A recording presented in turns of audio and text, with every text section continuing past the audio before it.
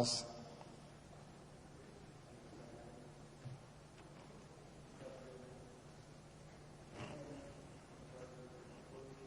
Obama, Speaker Pelosi, Madam Mayor. Romans 8:18 tells us, "For I consider the sufferings of the present time to not be worthy of the glory which shall be revealed to us." When I met John Lewis over 40 years ago, our lives intersected because in 1960 he came to my hometown, Raleigh, North Carolina,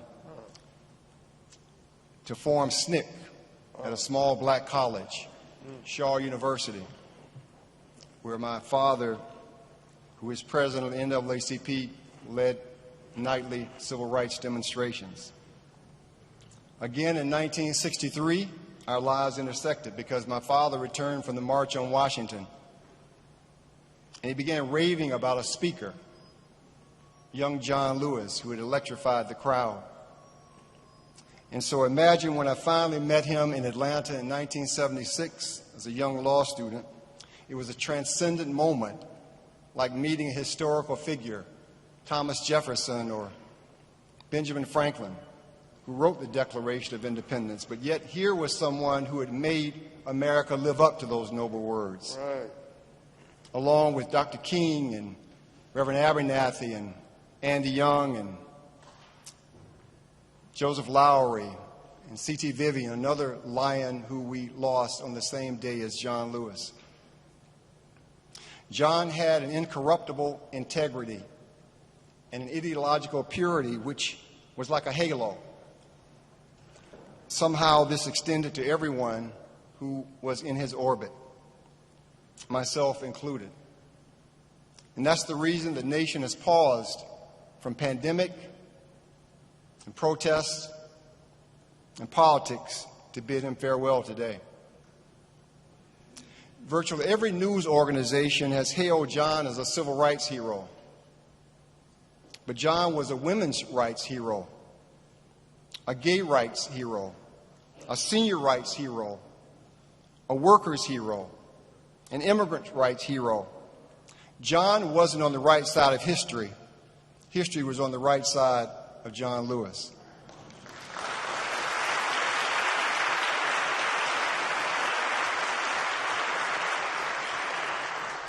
And in his spare time, he introduced the legislation to create the African American History Museum. And he fought the bigots in Congress for 15 years until he triumphed yet again against insurmountable odds. One of his proudest moments was standing at the dedication of that monumental structure 4 years ago. And for those who wondered if perhaps his time had passed, with his body ravaged with cancer, so frail and fragile that he yielded to a cane, in what he surely knew would be his last public appearance, he summoned the strength to walk to the middle of Black Lives Plaza in Washington, D.C., to express his solidarity and support for the young protesters who had begun to change America, as John Lewis did as a young man. They say that the victors write history, and so I declare today that the history of the 20th century, as it is written, John Lewis will stand beside Gandhi and King and Mandela as one of the great transformative freedom fighters of humankind.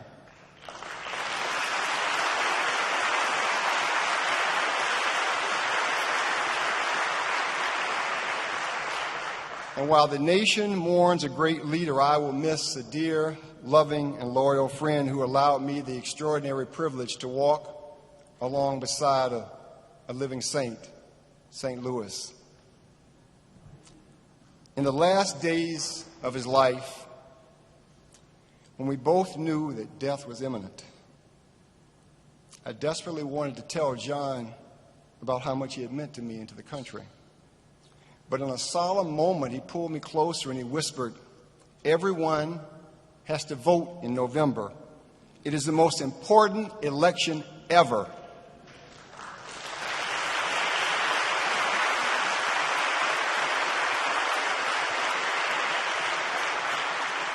And I promised him that with every fiber in my body, I would tell everyone, if you truly want to honor this humble hero, make sure that you vote.